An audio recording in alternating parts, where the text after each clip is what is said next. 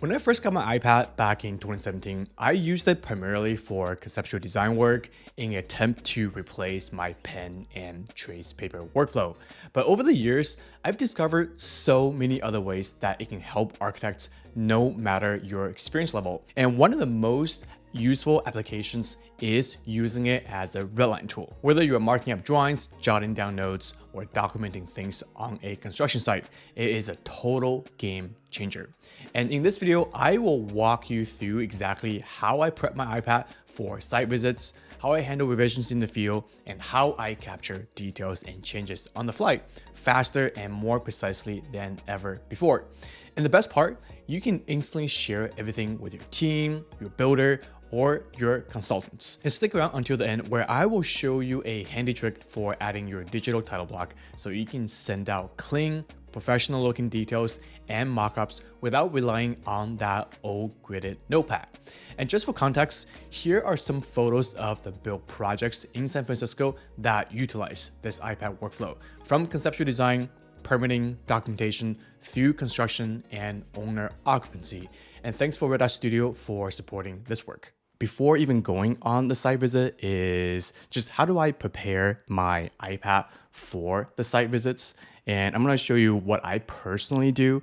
And so what I do is I personally download the PDF file to Morphola Trace in advance if I can. So that could be from your home Wi-Fi, or if you have LTE, you could do that just in advance of going to construction site, because you never know if there is Wi-Fi there, first of all, or if the reception is good. So I kind of do this as just a good practice in case you don't you do forget, which I do.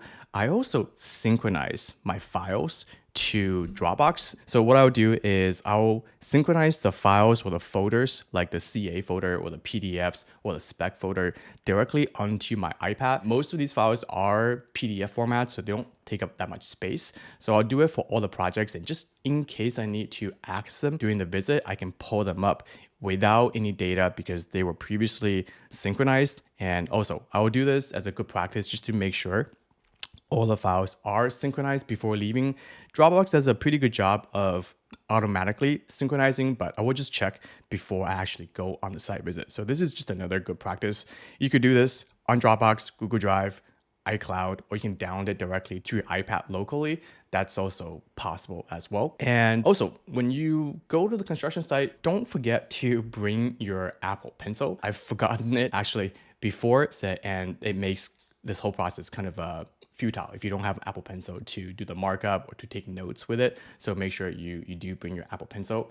And in terms of other accessories you might want to bring is maybe just like a case. So I have here like a plastic case from ESR. This is like $10 on Amazon, and you can find the latest model that works with the iPad. And this is pretty easy to slide on and off. And I just kind of have this on because, you know, it's a little bit more grippier. I haven't actually dropped my iPad, which is very fortunate. But when I go home, I'll actually take it off and put my iPad on a dedicated stand where it's tilted at 45 degrees. That makes drawing even more comfortable, but definitely have some sort of protective cover when you go on site. And just in case, you know, you're just really in an unlucky day and you do drop your iPad and it breaks or the screen breaks. Here are some things that I think might be a good idea just to back up your iPad in advance. So I personally use iCloud to back up my entire basically iPad, the iOS, and it does a good job of backing up the day before. So in any time you drop your iPad, you can't turn it on, or the screen is so cracked that you can't use anything, then you need to buy a new iPad. You can easily synchronize the new iPad with the backed up data from the broken iPad. And I've done this before. When I've purchased a new iPad, I was able to migrate everything to the new iPad without any new setup. So this is what I recommend for a really safe backing up. You can also back up things manually by moving files to your drive or to your computer. So that's another way to share files when you need to share it on the computer. So I've actually had a student that told me one time he broke the entire iPad screen, or it was cracked to the point where it needed to be replaced. But fortunately for him, it was still sensitive to the touch, And the only thing that was holding the screen together was the screen protector. So this screen protector that I have currently on is a matte screen protector.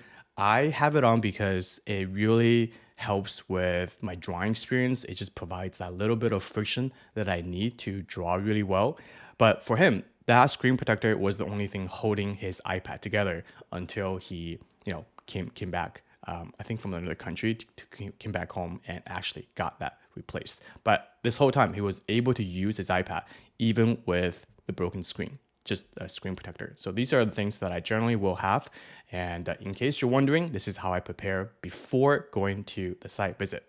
Now, let's say you are actually on site. One of the things that you can do to preload your PDF is actually going into this plus icon. So I'm going to show you the way I import a PDF, and I'll tell you a little bit why. So I use this custom symbol instead of the PDF symbol. And when I use the custom, what this allows me to do is I can navigate to my cloud drive. So here I'm on my Dropbox that's already synchronized to my favorite, and I'm going to loading this 90% CD set. And what this is going to prompt me to do next is to assign a scale factor. And I know some of the pages aren't at a 1/4 inch, some of them are at 1/8 inch, like the site plan, or even larger. But I will do it as a default just to assign a 1/4 inch, and I'll show you how to calibrate these other pages manually. So you're at this place where your entire set of drawings is brought in, and you can flip through the PDF using the slider down here. So this is a quick way to move through the pages on site. If you need to, flip through it this way, there is a better way to look at the pages that you're looking for, and that is going to this gallery thumbnail view. So in here, you can see all the pages you have, and you can zoom in or zoom out to really get a sense of what the pages are. So this is a great way to see all these multiple pages at once. And in this edit view button, you can delete, you can export, you can duplicate a page using any of these buttons. And I will say this is one of the few places where you can actually export your markup as a vector-based file. And I'll show you why that's important. Let's say I zoom in, really zoomed in. You can see this is a vector-based quality. So this is important because you can really get into a really close up to work out a detail by creating a new trace layer if you wanted to. So that is really helpful to doing that. And this slider on the bottom, you can also kind of dock it on the left if you wanted to hide it away. So for any pages that aren't at that 1/4 inch scale, so for example, what you can do before you start to redline is to actually pull up your scale ruler to verify that the pages themselves are calibrated correctly. So I'm just gonna verify very quickly from this end to this end of the property line. And this is showing 25 feet, which matches the 25 feet on here. So this is kind of like Bluebeam by assigning a scale to that page, but you're assigning it before you bring the PDF in, which is a lot easier than calibrating it to every single page. Another way to calibrate your PDF is actually by calibrating the page itself. So here I have a site plan of this page, and this page is not at that 1/4 inch.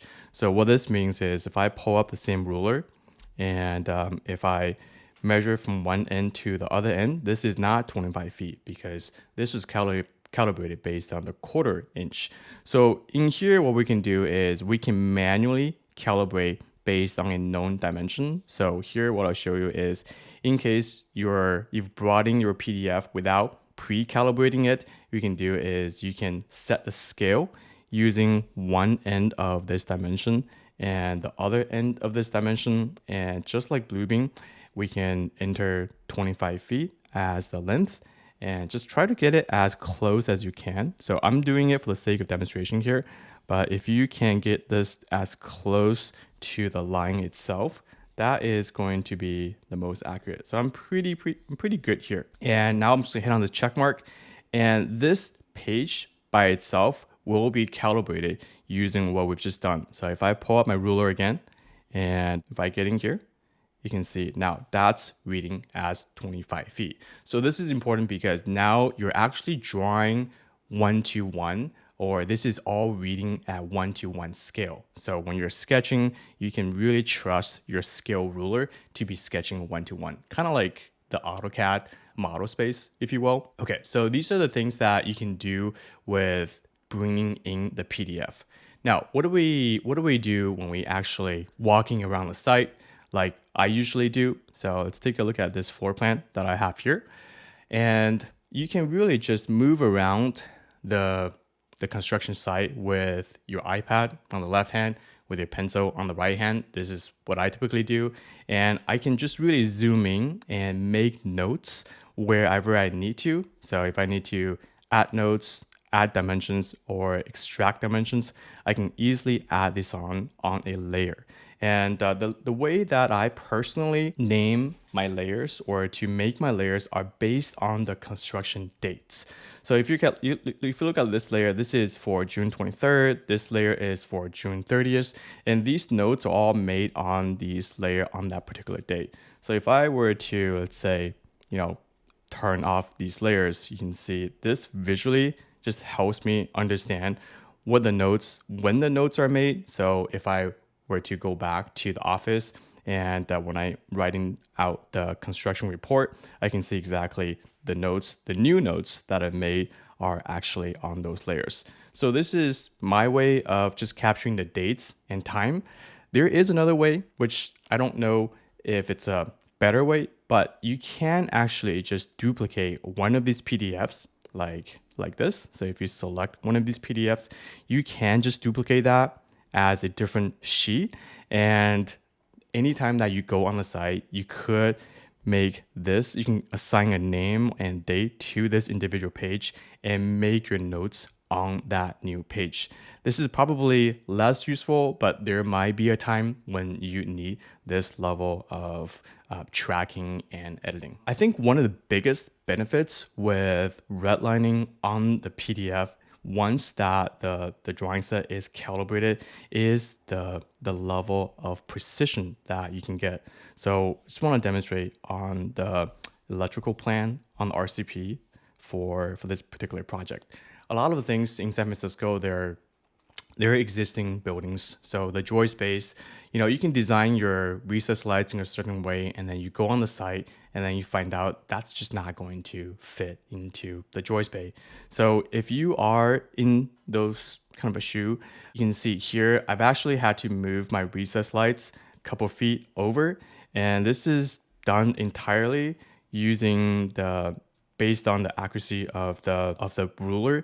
So I can really do a lot of these movements and actually track it very accurately. And this is just a lot harder to do on the physically printed out paper set. So you can see there's a lot of places where I move the electrical, the lighting around, and I'm using the super scale ruler to help me navigate and really take notes wherever I need to. And you can also see another example of this is where we've tested a different sort of a proportion on this elevational facade. And we wanted to see if the slats, how the proportion of that slats would look if we brought it actually closer to grade. So this is something that I was able to do entirely on the iPad. And here, I'll show you how to export this as a title block. For any reason you, let's say, missed a dimension, one of the easiest things you can do is just take the ruler and jog down the missing dimension. And another feature that they recently rolled out is actually the dimension tool on here, which you can actually just grab two ends of something, and then just take a dimension from here, and then you can pull up this dimension that you might not have on the field. So this could be very useful if you're the contractor using Morpholo trays to extract dimensions and even do very simple area takeoffs. And speaking of area takeoffs, I've done one very quickly here. So if you are trying to find, the square footage of a tile or surface, you can do that with using the area tool. So I'll show you how this works quickly. So this is the area tool, and all you need to do is just to space it off on a wall. And this entire wall is tiled. So you can see here, there's a couple of things you can do here. First of all, you get to see exactly the square feet of this wall, which is about 63 square feet plus minus, right? And when you're ordering tile, you're ordering 15%, 20% overage. So what I would need is this number. And if you wanted to highlight this particular wall, you can also just color that just to help you remember, so that when you go back to it, you can actually write a note on here, and we can just say 63 square feet. In terms of getting all these notes and dimensions from your site visit into your construction report, or if you're doing like a punch list walkthrough, what I personally have done is the digital copy of these plans are really useful, because in my reporting, what I could do is, let's say I'm gonna zoom in this area, and to show the written report, I kind of want to include actually a drawing with it, because sometimes it's hard to articulate with words just how detailed the report is. So what I'll do here is maybe I'll just take a screenshot of this area, and I will just crop it to this area just to show that, we need to frame these medicine cabinets for this bathroom. And I will just save it on the iPad, and I can get it to my computer fairly easily using Dropbox or AirDrop. And I will actually pair this snippet of the screenshot into the written report, which just makes a lot more sense when someone is reading it and they just need like a visual reminder of what is written. So this is something that I do a lot, especially for something that's difficult to explain. And one more thing in this red line area is there might be times where you need to, let's say, update a interior elevation background. So let's say this interior elevation is updated on CAD and you need to swap it out.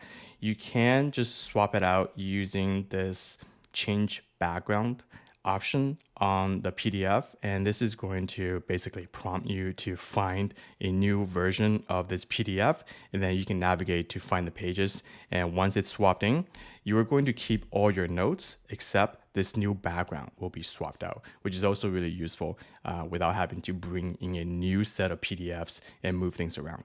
Now, speaking of just like sharing and exporting your work, I want to show you a technique that I use often, which is right here. So we're halfway through construction, and the client wanted to make some changes to their kitchen appliances. So they wanted to basically move their under the counter oven to the wall oven.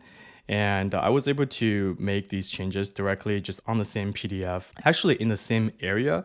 And I was able to send this to the cabinet maker, and he was able to basically incorporate it into his shop drawing very quickly without a lot of effort. So this is just one of those places where I think if you have the precision of the ruler tool, you can really work out the details directly on here, as opposed to be on a trace paper and you have to redraft it out on the computer. And there's even a better way of sending this out. As opposed to sending it out as a screenshot, you can actually bring in a title block like I have on here. This is a typical title block that I'll use for a letter size. And on this title block, I'll have the general information like the dates and time. I'm sure you have title blocks like this from projects that you've used before. And I'll just quickly show you how to bring this in here. And you can see during the export, what I'll do here is I'm going to export this out as a PDF.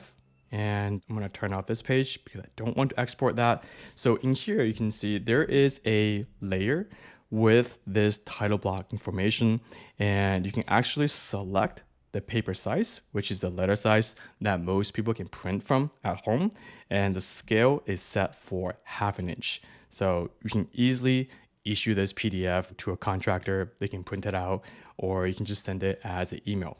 But the way to bring this in is actually even simpler. So I'm gonna actually turn off this title block. I'm gonna go back to this project phase. And this is the title block that I currently have. So I'm going to just go into this title block and make a copy of this title block. And you can see once I've copied it, it's copied to this thumbnail. And I'm gonna go back to my project and paste this title block into this sheet. So you can see this title block is currently copied to the clipboard. I'm going to hit paste, and without resizing, I'm gonna hit on this check mark. Now, what I'll do is I'm gonna move this title block in the position where I want to. So that's about this area. I'm gonna zoom in just a little bit more so I can make sure I fit everything in the drawing. And I'm gonna hit on this check mark. And now I'm going to bring this title block from the normal blending mode to the multiply blending mode so you can actually see everything behind it. And using that same workflow, I can export this title block to that 1/2 inch when I export it to share. So incredibly valuable. And you can do the same thing with this view as well. So you can see this title block I brought in is not at a 1/2 inch scale, but this title block I brought in is at 3/8. So you can actually see what will work to capture the amount of information that you need. So if we were to go to the export option, you can see this particular title block, which is right here. I'm going to turn on all the layers, and in the scale, I'm going to set this to 3/8. Oh, actually, this wasn't at 3/8. Was this at 1/4 or 3/16? Okay, so this title block was actually brought in at 3/16 inch of a scale. So this is what I'll do. And then I'm gonna hit export to export this out as a PDF. And I'll just explain to you how this title block works, because you may have title blocks like this that I've been using for years, or you may want to just create something from scratch, like a custom title block. So the one that I brought in here is set to 1/4 inch. So let's say if you are actually drawing something on a blank piece of paper and you want to export that as an ASK. So let's say you're working with an 8.5 by 11. What I'll do here is I'll bring in a title block and I'll maybe set this to a 3" to a foot scale. And I'll show you once I bring in this title block. Now this title block is at the letter size. It's just scale for 3" scale. The first thing I might want to do is to actually set the grid or to show grid. And I'm going to set each grid to to an inch in length. And once I do, you can see this the grid will calibrate, and I'm gonna just make this a little bit more transparent so it's not so distracting. This is no different than using a gridded paper, except the gridded paper just doesn't have any scale to it. But when you plot this out, this will have that 3" to a foot scale. So I can actually reliably using hopefully you can see this. Actually, this is not showing up well on screen, so I'm actually going to make the grid a little darker. If I am drawing a wall assembly, right, I can count 1, 2, 3, 4. I can count maybe like 4" for the wall cavity. I'll have 5/8 of drywall, maybe off a tile. So this is super accurate once you draw it like this, and maybe this is my blocking, and then there's some insulation going on here.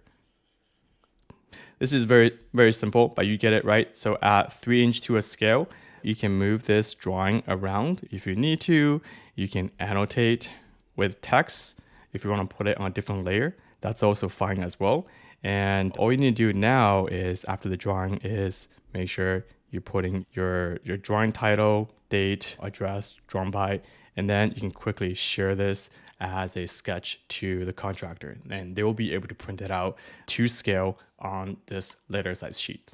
Very, very useful. If you found this video helpful and you are curious to try Morphola Trace for yourself, I've put together a super comprehensive beginner-friendly video right here.